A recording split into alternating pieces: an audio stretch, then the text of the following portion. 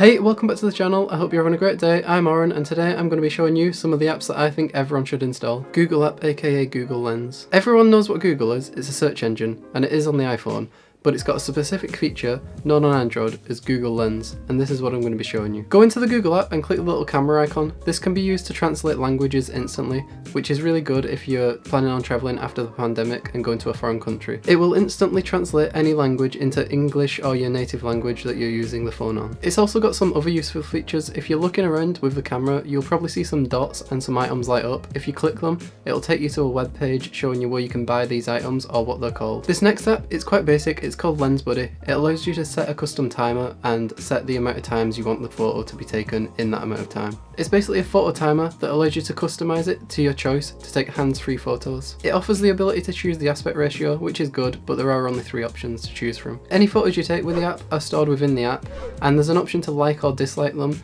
allowing you to find out which ones you want to export later.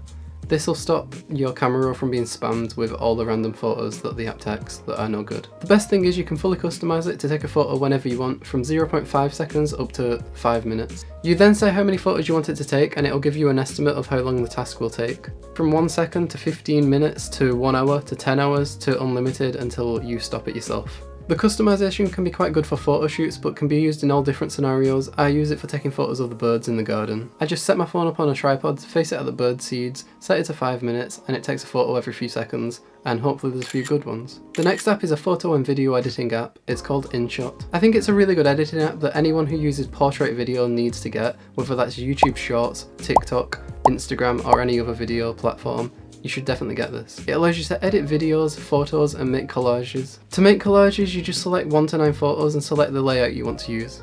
Choose if you want a border or not, and if you want it to have straight or rounded edges and how rounded the edges are. If the app isn't showing the right part of the photo you want in the collage, then just simply drag it to the position that you want it in. Click the little tick, and then you should have a few more options like filters and aspect ratio, and then click export and your montage is done. Editing photos is pretty much done in the same way, but I'd recommend you use other apps like Lightroom for that instead. If you're into video, select the video icon and select the clips that you want to add. They will be added in the order that you selected them, but you can simply just hold on the timeline and drag it into the right position. There's a built-in tutorial on how to use the different functions in the app, so it's pretty easy to understand, and I'm sure you'll get it pretty fast. Like any editing software, there's multiple ways to do the same thing. I click split and then delete the section of the clip that I don't want. If you want to add an image or video over the top of a different video within the timeline, simply click the little pip icon, also known as picture in picture. Wherever your cursor is, it will place the image or video there. Then just drag the image or video to fit the screen or wherever you want it on the video if you want it smaller. Then you can shorten or extend the clip by dragging it on the timeline. Then click export in the top right corner. It's a free app, so there is a pop-up, that's to be expected. There will also be a watermark on it, but you can easily crop this out in the Photos app on your iPhone. If you're anything like me and you like outer space, you should download an app called Night Sky.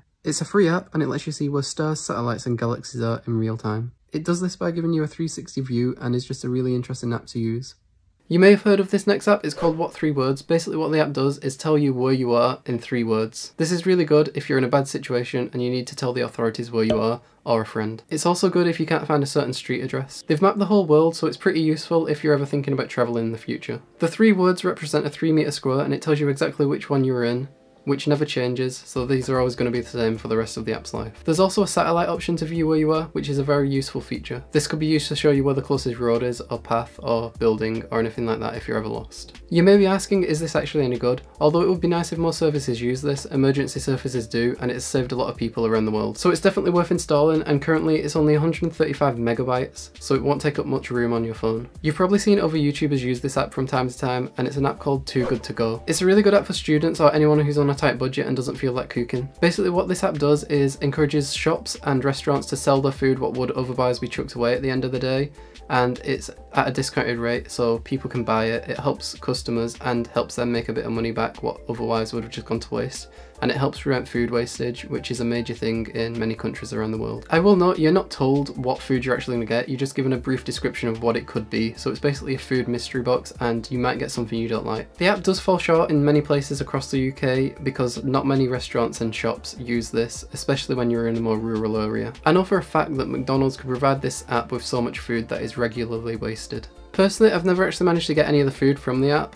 If you live in like a major city centre, or near some shops or anything like that, there's a chance that you might be able to get a cheap meal or some groceries, which is always worth a shot. Wallet is a really simple and easy to use app to get backgrounds for your smartphone, and it supports artists. There are 4 main sections to finding wallpapers on the app. The first one is collections. It's a really nice place to find photos relating to each other, whether that's like a colour scheme, like blues or blacks. Recents is a good place to find some of the latest images uploaded to the app by artists. The popular section, this is a really good place to find some nice looking photos. The issue is you might find it a bit hard to choose just one, and there's so many good ones to choose from. The next section is featured. This is a place to find some really good photos, and they just really don't relate to each other, they're very randomised. You could go from space to golden eggs to skyscrapers in a matter of seconds. There's also a search section for if you've got something specific that you want to set as your wallpaper. If you find an image you want to save, just click on it and then click download.